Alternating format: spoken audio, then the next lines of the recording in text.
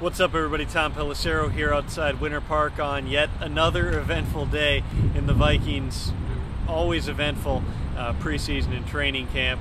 Today the Vikings make another stopgap sort of move to address their wide receiver position, acquiring Camarillo from the Miami Dolphins for Benny Sapp. Now, breaking down the trade, the salaries are roughly even. Both players signed through 2011, both making $1.3, $1.4 million this year.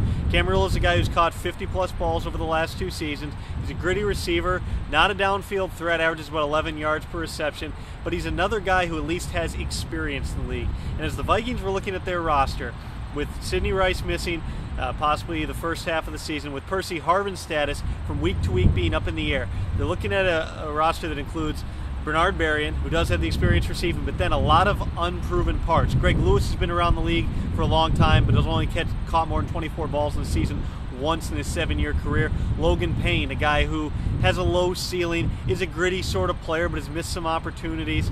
Not a guy who's had a ton of playing experience in the NFL. Javon Walker, who knows where his knee's going to be at? Who knows if he can be productive after all the time he's missed over the past 3 years? Camarillo came back from an ACL last year, was productive again, runs precise routes. He's the sort of guy they can plug in and they know what they're going to get from him versus all these unproven parts. Now, they still don't have a guy who can replace Sidney Rice, and you're not going to find one. You don't find an all-around, fully dimensional receiver, a number one threat, sitting on the street or available via trade at this time of year. What the Vikings had was a surplus at cornerback. They had Benny Sapp down working with basically the third string, the second team nickel.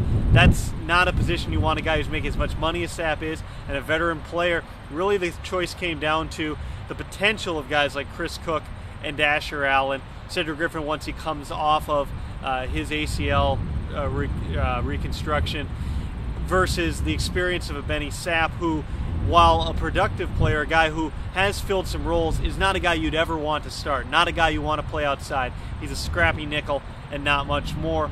It's a trade that helped both teams. The Dolphins had a need for some sub-package corners, and the Vikings obviously had a need at receiver.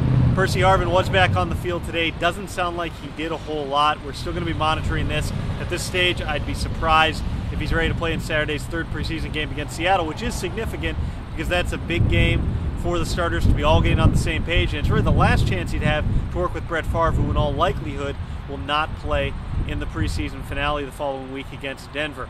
One other note on the injury front, Jimmy Kennedy and Jared Allen both absent today. Leslie Frazier indicated they were both getting worked on by the trainers.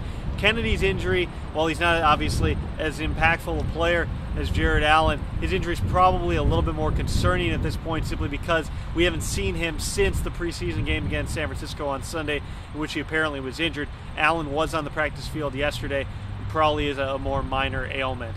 Back tomorrow, of course, and all the news at 15rdsPN.com. See ya.